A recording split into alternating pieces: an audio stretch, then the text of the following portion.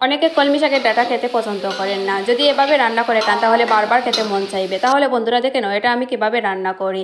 আর এটা রান্না একদম সহজ। এখানে নিয়েছি আমি কলমি শাকের ডাঁটা আর এখানে নিয়েছি লট্টা শুটকি। এগুলো দিয়েই আমি রান্না করব।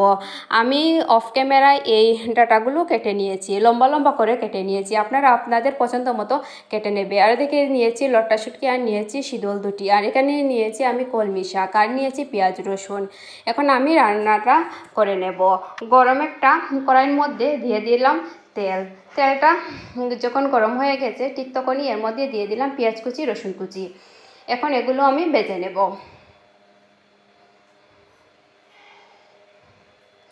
ভাজাটা হয়ে গেছে, এখন এর মধ্যে আমি ডাঁটাটা দিয়ে দেব। ডাঁটাটা আমি খুব ভালোভাবে তেলের মধ্যে ভেজে দেব।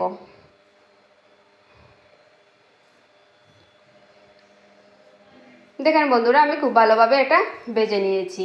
তার মধ্যে এখন দিয়ে দেব দুটি শীতল, তারপরে দিয়ে দিলাম লট্টা শুটকি,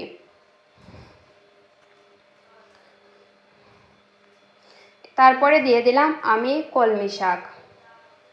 এখন খুব ভালোভাবে এগুলো ভেজে নেব। দেখেন বন্ধুরা, আমি খুব ভালোভাবে তেলের মধ্যে সবগুলো ভেজে নিচ্ছি। দেখতে কতটা সুন্দর লাগছে। দেখেন অনেকক্ষণ ভাজার পর একদম মজে একটু হয়ে গেছে।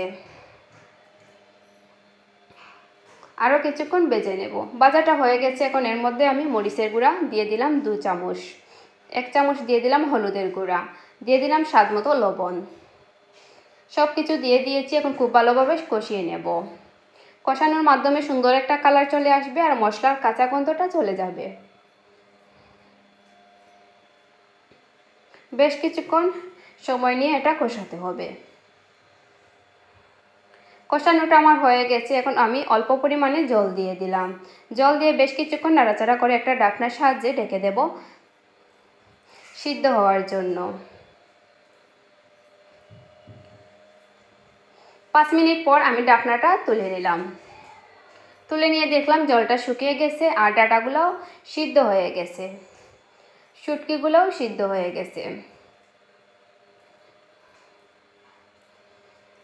এখন আবারও পরিমাণ মতো জল দিয়ে দিলাম। পরিমাণ বলতে একটু আমি জল দিয়েছি, কারণ এটা আমি মাখা মাখা তরকারি রান্না করব, তার জন্য অল্প পরিমাণে জল দিয়েছি। এখন জলটা ফোটার জন্য অপেক্ষা করব। জলটা ফুটে গেছে, এই ফুটন্ত অবস্থায় আমি রান্না করে নেব আরও 5 থেকে 6 মিনিট। তাতে ঝোলটা ঘন হয়ে যাবে। রান্নাটা আমার সম্পূর্ণ হয়ে গেছে। এখন আমি একটা প্লেটের মধ্যে নামিয়ে নেব। বন্ধুরা, দেখতে কতটা লোভনীয় লাগছে।